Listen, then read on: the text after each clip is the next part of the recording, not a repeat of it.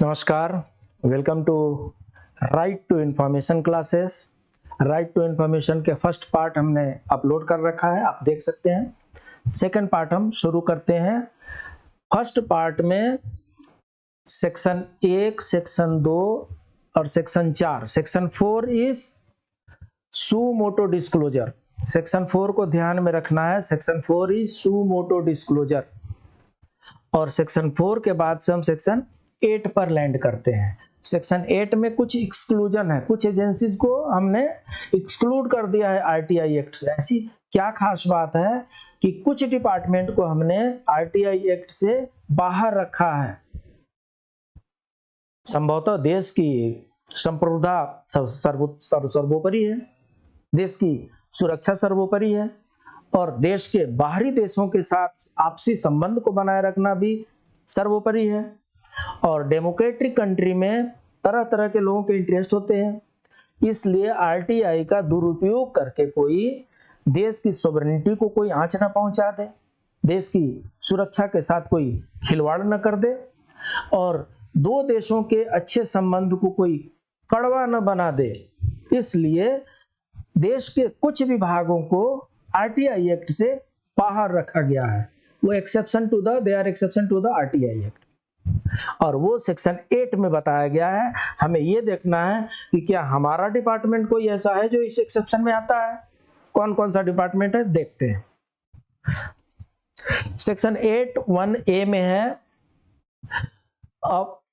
It affects the sovereignty and integrity of the India.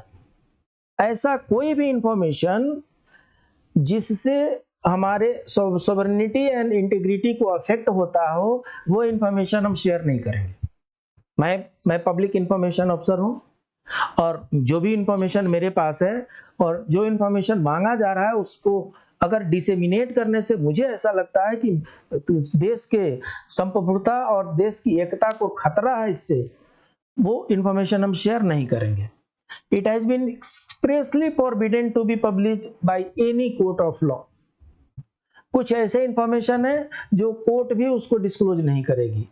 It causes breach of privilege of the parliament और state legislature। अगर कुछ ऐसी चीजें हैं जो अभी तक पब्लिक डोमेन में नहीं आई है, अभी तक वो प्राइवेटली रखी गई है, जो चाहे स्टेट लेजिस्लेचर का हो चाहे पार्लियामेंट का हो, उसको भी डिस्क्लोज नहीं करेंगे। Information is held in commercial confidence, trade secrets and intellectual property। कुछ ट्रेड सेक्रेट्स होते हैं, वो मिनिस्ट्री ऑफ कॉमर्स के पास हो सकता है, मिनिस्ट्री ऑफ हेवी इंडस्ट्रीज के पास हो सकता है, मिनिस्ट्री ऑफ एग्रीकल्चर के पास भी हो सकता है, मिनिस्ट्री ऑफ कोल के पास भी हो सकता है, रेलवे के पास हो सकता है। कुछ ऐसे कमर्शियल कॉन्फिडेंस है, कुछ ऐसे ट्रेड सीक्रेट्स हैं जो इंटेलेक्चुअल प्रॉपर्टी के टाइप के आते हैं और उनको रिवील नहीं कर सकते। If information is held in fiduciary relationship, अगर कुछ ऐसे इंफॉर्मेशन हमारे पास रखे हो जो एक ट्रस्ट के जैसे रखा हुआ हो, एक आपसी विश्वास पर रखा हुआ है, उस इंफॉर्मेशन को हम शेयर नहीं करेंगे। If information is received in confidence from foreign country, अगर दूसरे किसी देश से गोपनीय तरीके से इस कंडीशन के साथ इंफॉर्मेशन आया है कि यहाँ पर भी उसे सीक्रेट ही रखा जाएगा, हम उसको डिस्क्लोज नहीं करेंगे जी। If the information endangers the life or physical safety of any person, अगर कोई भी इंफॉर्मेशन शेयर करने से किसी व्यक्ति की लाइफ और उसकी फिजिकल सेफ्टी जो है वो डेंजर में पड़ती है, वो इंफॉर्मेशन हम शेयर नहीं करेंगे। मान लीजिए किसी व्यक्ति ने आकर के कुछ इंफॉर्मेशन दिया कि वहां पर कुछ लोग बदमाशी करने वाले, कुछ लूटिंग करने वाले, कुछ डकैती करने वाले हैं, वो उस इंफॉर्मेशन के बेसिस पर हमने जा करके उनको रंगे हाथ पकड़ लिया, उनको उठा करके जेल में डाल दिया। अब वो जानना चाहते हैं आरटीआई के थ्रू कि आपको किसने बताया था। नहीं बताएंगे जी, ये आरटीआई एक्ट में नहीं आता। अगर बता दिए तो उसको तो मार देंगे ये लोग। If it impedes the process, the investigation or comprehension or prosecution of offender, कुछ ट्रायल के ऐसी चीजें स्टेजेज हैं जहां पे इंफॉर्मेशन को कुछ दिन तक के उसको प्राइवेटली रखा जाता है, बाद में उसको डिस्क्लोज किया जाता है, तो ऐसे कंडीशन में भी उसको डिस्क्लोज नहीं करना है। Cabinet papers including records of deliberations of the council of minister secretaries, cabinet के कुछ पेपर्स हैं अगर ऑफिशियल में वो अगर सीक्रेट है तो है। इफ इट इन्फ्रिंजेस कॉपीराइट, कॉपीराइट आप इंटेलेक्चुअल प्रॉपर्टी में आता है कॉपीराइट, कॉपीराइट के इन्फ्रिंजमेंट भी आप नहीं कर सकते। Reasonable severance of information which is exempted from the disclosure, कुछ ऐसे भी इंफॉर्मेशन होते हैं जिसमें से हो सकता है कि 2 लाइन सेक्रेट नहीं लग रहा हो, बाकी के 2 लाइन सेक्रेट लग रहे हो, और उन दोनों को वो नॉन सेपरेबल है, उनको अलग नहीं कर सकते, तो ऐसे भी इंफॉर्मेशन हम नहीं दे सकते हैं। थर्ड पार्टी इंफॉर्मेशन, तीसरी पार्टी का इंफॉर्मेशन भी हम शेयर नहीं कर सकते हैं। थर्ड पार्टी का इंफॉर्मेशन जैसे टैक्स रिटर्न हो गया, public interest outweighs interest of the third party हो गया, थर्ड पार्टी का इंफॉर्मेशन है, मैं उसको शेयर नहीं कर सकता। जो मेरे पास इंफॉर्मेशन मेरा क्रिएशन का है उसको मैं करूंगा, जो थर्ड पार्टी का इंफॉर्मेशन है मुझे उससे पूछना पड़ेगा कि मैं शेयर करूं क्या। In personal information and disclosure of which has no relationship to any public activity, मेरे सर्विस नंबर से किसको क्या जरूरत पड़ गई, मेरे एम्प्लॉय नंबर से बाहर वालों को क्या चाहिए, तो जब उनको कुछ रिलेवेंट ही नहीं है तो ऐसी चीजें मैं शेयर भी नहीं करूंगा। Only information which can be denied to the parliament और लेजिस्लेचर, जो पार्लियामेंट और लेजिस्लेचर क्या क्या इंफॉर्मेशन डिनाई कर सकती है वो सेक्शन 8 के 1 के में लिखा हुआ है। ये सारे जो भी एक्सेप्शन है ये सेक्शन 8 में ही चल रहे हैं। Information should be given in the public interest if it outweighs the harm to the protected interest, कुछ इसमें एक्सेप्शन का एक्सेप्शन है। Information should be provided on any event or matter which has taken place 20 years before the date of RTI, अगर 20 साल पहले का कोई भी इंफॉर्मेशन है वो सारे इंफॉर्मेशन आप शेयर कर सकते हैं। कौन कौन सा इंफॉर्मेशन शेयर कर सकते हैं वो 8(3) में दिया हुआ है।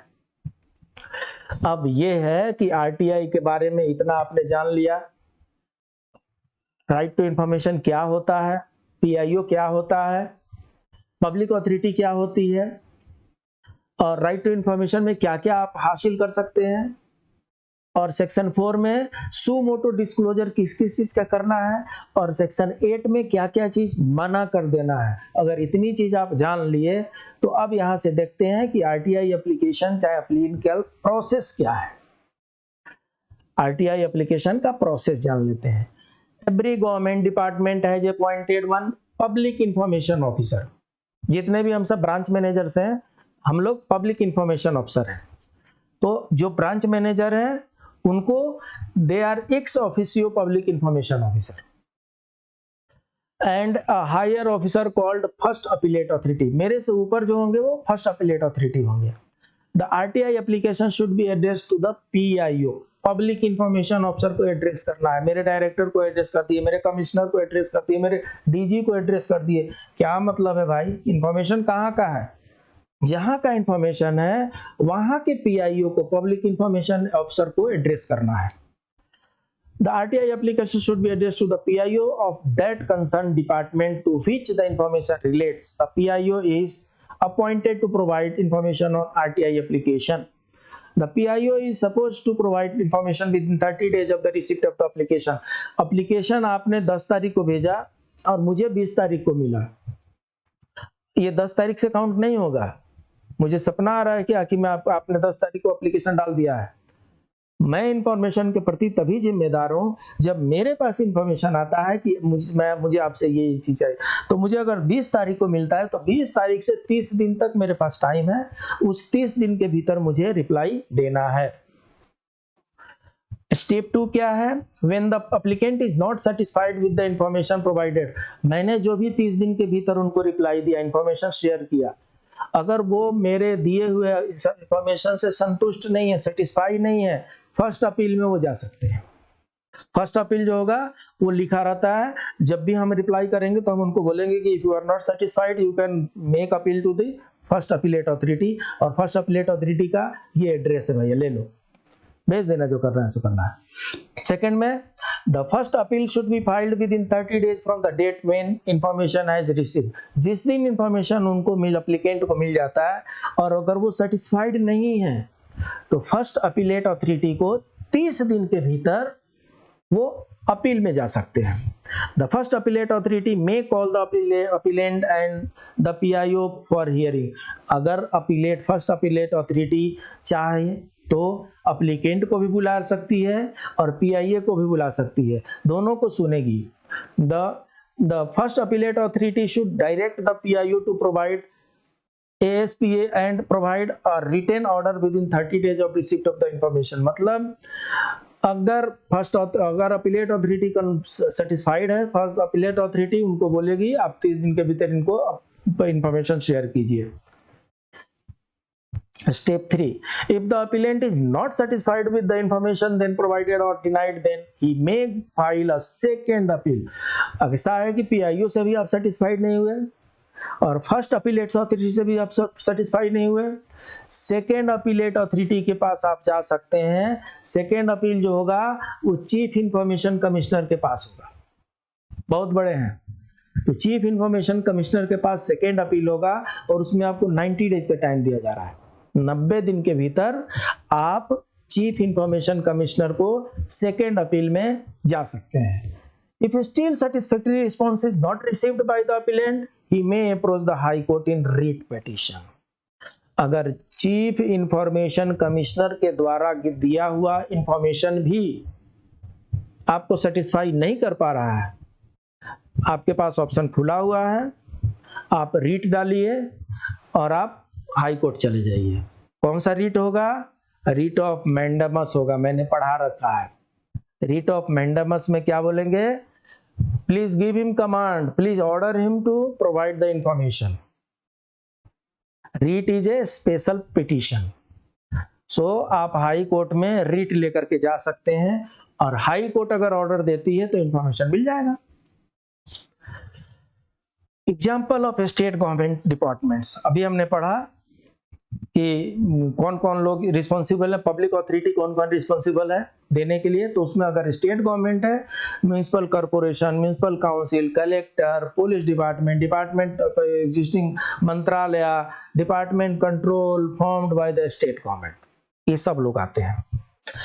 सेंट्रल गवर्नमेंट में railway, airline, passport office, bank, department control formed by central government, सब आते हैं इसमें, ये SIPF सब आ जाएगा। अब जब इतने लोग आ जाते हैं तो कौन नहीं आते हैं? Agency which are excluded from RTI, वो किस बेसिस पे हो रहा है? सेक्शन 8 के बेसिस पे हो रहा है। सेक्शन 8 के बेसिस पे कौन कौन एजेंसी एक्सक्लूड हो रही है RTI से? Intelligence bureau, raw, DRI, central economic intelligence bureau, directorate of enforcement, narcotic control bureau, aviation research centre, special frontier force, BSF, CRPF, ITBP, CISF, NSG, Assam rifles, special service bureau, CID, crime branch, special branch and defence. Defense is also excluded।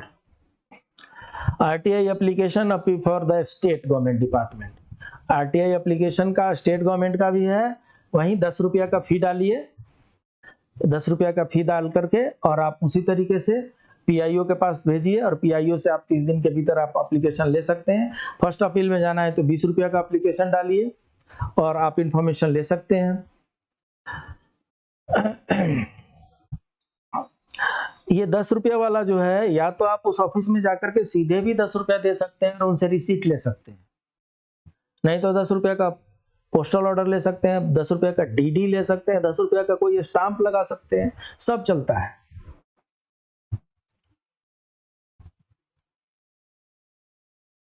First appeal जो है वो 30 दिन के भीतर आपको करना है, second appeal आप 90 दिन के भीतर कर सकते हैं।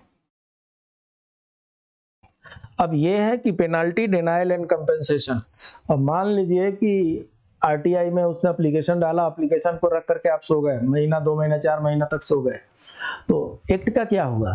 एक्ट तो नहीं सोएगा, एक्ट तो कहीं ना कहीं अपना प्रभाव दिखाएगा। तो PIO can be penalized by CIC, SIC under section 20, that is 250 rupees per day के हिसाब से आप पर पेनाल्टी लगेगी। 30 दिन के बाद जितने दिन तक आपने देर किया है 250 रुपये पर डे के हिसाब से आप पर पेनाल्टी लगा सकता है। सेंट्रल इंफॉर्मेशन कमिश्नर लगा सकता है, चाहे स्टेट इंफॉर्मेशन कमिश्नर, जो एज एप्लीकेबल लगाएंगे वो। Section 19(8) gives power to CIC SIGs to grant compensation to the appellant. अगर अपीलेंट को इंफॉर्मेशन ना शेयर करने से कुछ लॉस हुआ है, लीगल लॉस हुआ है, तो अकॉर्डिंगली उनको कंपेंसेट भी किया जा सकता है। Repeated and malafide denial of information by PIO can result in negative remark in his annual confidential report. अगर बार बार आप इंफॉर्मेशन नहीं दे रहे हैं और बार बार आप रिफ्यूज कर रहे हैं इंफॉर्मेशन को, आप ही के साथ ऐसा हो रहा है, तो ध्यान रखिए आपका एनुअल कॉन्फिडेंशियल रिपोर्ट खराब होने जा रहा है। इसलिए अगर वो इंफॉर्मेशन का उसके पास राइट है, शेयर कीजिए। अब कुछ ऐसा है कि एज ए अप्लीकेंट अगर कुछ हमें कुछ पूछना हो तो क्या किस तरीके से हमें करना चाहिए, किस तरीके से हमें नहीं करना चाहिए। कई बार आदमी गुस्से में होता है, इमोशनली और इमोशन हाई रहता है, तो क्या करता है, व्हाट, व्हाई, व्हेन, ये सब यूज करता है। नहीं करना है। Never ask questions like what, why, when. ये राइट टू इंफॉर्मेशन जो है, इंफॉर्मेशन अवेलेबल इंफॉर्मेशन को लेने के लिए है, सवाल पूछने के लिए नहीं है। सवाल पूछने के और माध्यम हो सकते हैं, प्रश्न पूछने के और भी माध्यम हो सकते हैं। यहाँ पर आपको प्रश्न नहीं है, यहाँ पर आपको अवेलेबल इंफॉर्मेशन लेना है। जो इंफॉर्मेशन जिस फॉर्म में है उसी फॉर्म में आपको दिया जाएगा। आपके लिए अलग से उस फॉर्म इंफॉर्मेशन को रीड्राफ्ट नहीं किया जाएगा, कोई टाइप नहीं करेगा, कोई टेबल में नहीं बैठाएगा। जैसा इंफॉर्मेशन है वैसे ही आपको दिया जाएगा। तो इसलिए अगर आप एप्लीकेशन में डालते हैं what, why, when you are going to conduct DPC, ये गलत हो जाएगा। सही क्या होगा, provide a copy of order which mentions the date of DPC। Question वही आपको इंफॉर्मेशन चाहिए, पूछने का तरीका गलत हो गया। हम पूछेंगे आप क्यों नहीं कर रहे हैं DPC, ये नहीं पूछ सकते, ये गलत हो जाएगा RTI में, ये इसको रिजेक्ट कर देगा RTI में। सही क्या है, आपने अभी तक DPC करने के लिए जो जो प्रयास किया है उसकी एक एक कॉपी हमें दे दी जाए। ये लो भाई, 2 रुपये पर पेज के हिसाब से, चाहे ये मेरा ईमेल एड्रेस है, इसमें आप भेज दीजिए भाई सॉफ्ट कॉपी। तो इसलिए क्वेश्चन मार्क नहीं डालना है। अगर क्वेश्चन मार्क डालते हैं तो applications will get dismiss state में मना कर देगा, नहीं देता जा। उसके बदले में क्या कर सकते हैं, provide a copy of that, provide circular, provide minutes, provide samples, provide GR, provide file noting, ये सब आप मांग सकते हैं, कॉपी मांग सकते हैं, लेकिन आप सवाल नहीं पूछ सकते हैं। अब ये एनेक्सर A और एनेक्सर B है, ये एप्लीकेशन कैसा होना चाहिए। आप प्लेन पेपर पे लिख के टाइप करके अब आप इंफॉर्मेशन ले सकते हैं, बट RTI एक्ट ने एक स्टैंडर्ड फॉर्म दिया है कि अगर इतना आप देंगे तो अच्छा रहेगा। तो ये RTI का ये एनेक्सर A है, ये एप्लीकेशन के लिए फॉर्म है। आप भी ध्यान से इसे देख लीजिएगा, शायद आपके काम आ जाए। और ये अपील का फॉर्म है एनेक्सर B। एनेक्सर A जो है RTI एप्लीकेशन का फॉर्म है, एनेक्सर B जो है फर्स्ट अपील का फॉर्म है, एनेक्सर C जो है वो सेकेंड अपील का फॉर्म है। तो तीनों फॉर्म यहाँ पर अवेलेबल आपको करा दिया गया है। जहां तक चार्जेज की बात हो गई, तो पर पेज 2 रुपये लगता है, पर CD 50 रुपये लगता है। सैंपल का जो उसका कॉस्ट लगेगा वो उसके अनुसार लगेगा। सारे इंफॉर्मेशन 30 दिन के भीतर देना है। 30 दिन के बाद अगर देते हैं तो फ्री ऑफ कॉस्ट देना है। 30 दिन के भीतर अगर देते हैं, 10 पेपर 15 पेपर आप मान लीजिए, किसी ने आंसर शीट अपनी मांग लिया, 30 दिन के भीतर देते हैं, 50 पेज का आंसर शीट है, 100 रुपये उसको देना है, जेरोक्स की कॉपी पैसा। और अगर आपने 30 दिन के बाद उसको दिया, आपको फ्री में देना पड़ेगा, पैसा कुछ नहीं लेना है। ऐसा RTI एक्ट में दिया गया है। पर्पस ये है कि timely disposal of RTI application होता रहे। तो इस तरीके से RTI का एक दूसरा पार्ट समाप्त हुआ। फिर मिलते हैं अगले क्लास